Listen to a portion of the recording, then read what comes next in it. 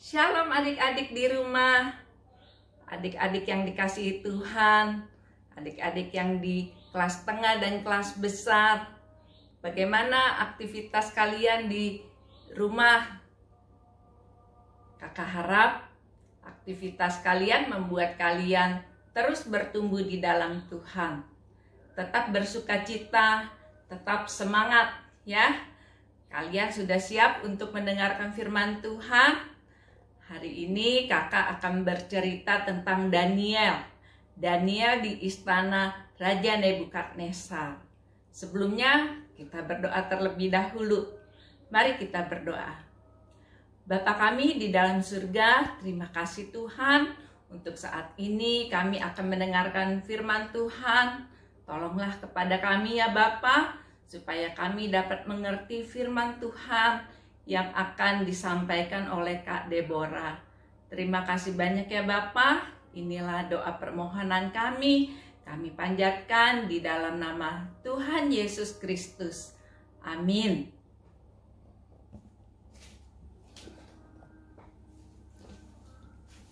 Daniel di istana Raja Nebukadnezar. Sebelumnya kakak akan bercerita tentang Andi. Andi mengambil keputusan. Pada suatu hari Minggu yang cerah, Andi sudah siap untuk berangkat ke sekolah minggu. Tiba-tiba ia melihat beberapa temannya berjalan ke arahnya. Mereka membawa perlengkapan berenangnya. "Ayo Andi, kita pergi berenang," mereka mengajaknya. "Cuaca sangat bagus. Kamu bisa pergi ke sekolah minggu pada minggu depan." Andi memandang kepada teman-temannya dan terdiam sejenak. Berenang bersama tentu akan sangat menyenangkan. Tetapi bagaimana dengan sekolah minggu? Akhirnya Andi membuat keputusan. "Maaf, lebih baik aku tidak ikut. Aku bisa pergi berenang kapan saja aku mau. Tapi hari Minggu pagi ini aku harus ke sekolah minggu. Lebih baik ikut saja dengan aku. Nanti sesudahnya kita bisa pergi berenang bersama-sama." Tetapi teman-teman Andi menertawakan dia dan pergi berenang. Adik-adik, jika kalian adalah Andi, apa yang akan kalian lakukan? Mengapa keputusan Andi benar untuk tidak berenang bersama teman-temannya pada hari Minggu pagi? Ingatlah hukum keempat. Kuduskanlah hari Sabat. Kudus berarti istimewa. Hal yang istimewa pada hari Minggu adalah kita berkumpul bersama untuk menyembah Tuhan dan mempelajari firman-Nya. Hari ini kita akan mengunjungi kota Babel yang kuno dan indah. Kota ini adalah kota yang paling kuat di dunia pada saat cerita ini ditulis. Istana Raja Nebukadnezar yang indah berada di tengah-tengahnya. Di istananya, Raja bisa melihat ke sungai Efrat yang lebar yang melintasi kotanya. Orang bisa naik perahu pada saat hari libur. Kota Babel dilindungi tembok yang tebal dan tinggi di sekeliling kota. Di atas dinding ini 250 menara penjagaan dibangun, sehingga para penjaga bisa memandang ke segala arah untuk melihat jika musuh mendekat untuk menyerang mereka. Pada suatu sore, para penjaga melihat rombongan besar iring-iringan orang yang sedang berjalan menuju ke arah kota mereka. Mereka tidak mungkin musuh karena mereka tidak membawa senjata. Mereka adalah tawanan Raja Nebukadnezar.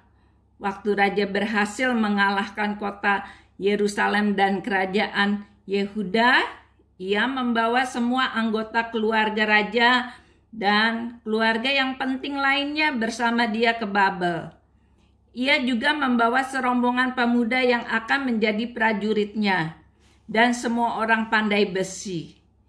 Penjaga juga melihat barisan unta berjalan di belakang iring-iringan, penuh dengan barang-barang emas dan perak yang diambil dari Bait Allah di Yerusalem, cangkir dan mangkuk, dan tempat lampu yang indah.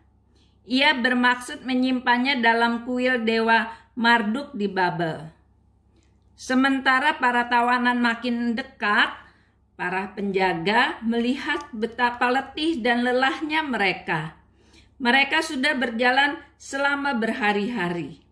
Sekarang mereka telah sampai di kota dan masuk melalui satu dari antara 100 pintu gerbang kota yang terbuat dari tembaga, yang dibuka pada pagi hari dan ditutup pada malam hari. Kemudian mereka dimasukkan ke dalam tempat penampungan.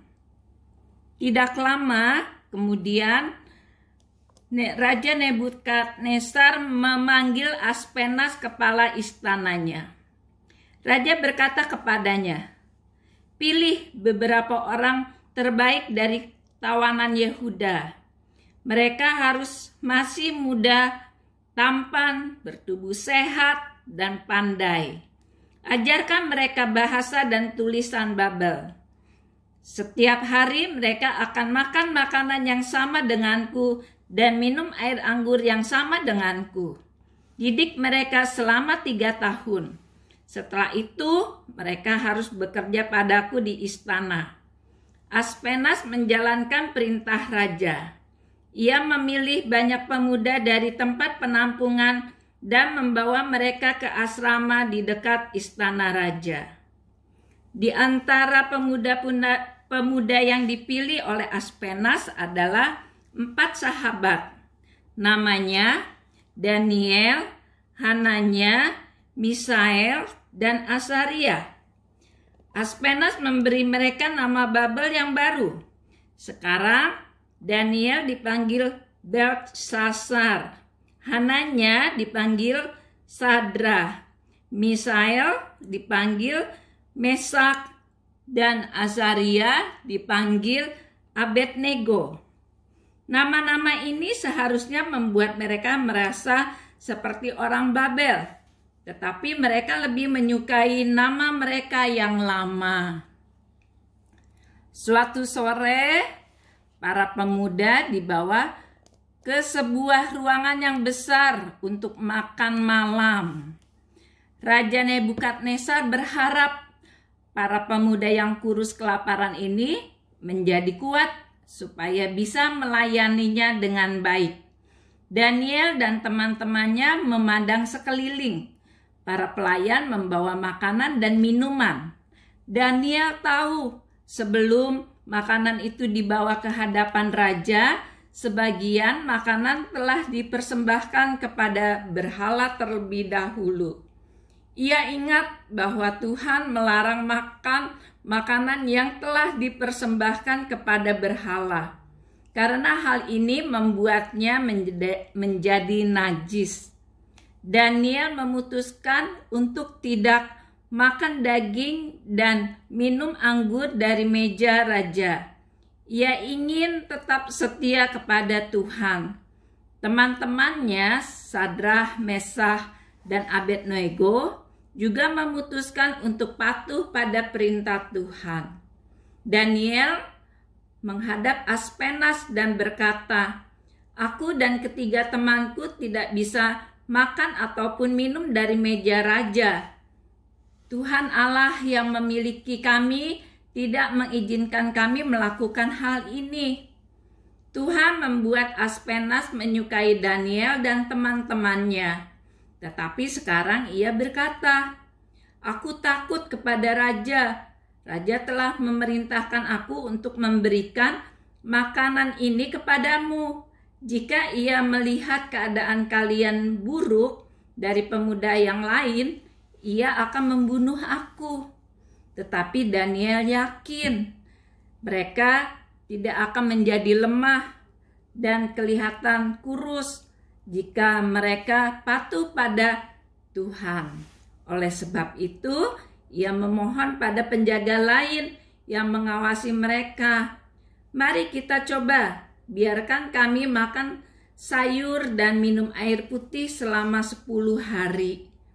Kemudian, lihat bagaimana keadaan kami dibandingkan dengan mereka yang makan santapan raja. Setelah 10 hari, penjaga mengamati mereka dengan seksama. Mereka melihat mereka kelihatan lebih sehat dan lebih kuat dibandingkan pemuda yang lain. Sejak saat itu Daniel dan teman-temannya diberi sayur dan air putih setiap hari, seperti permintaan mereka. Allah melihat kesetiaan Daniel dan ketiga temannya memegang perintahnya. Ia menolong mereka belajar bahasa yang sukar dan mengerti tulisan pada banyak buku yang harus mereka pelajari. Kepada Daniel, Allah memberi kemampuan istimewa. Ia membuat Daniel dapat mengartikan mimpi dan penglihatan. 3 tahun telah berlalu.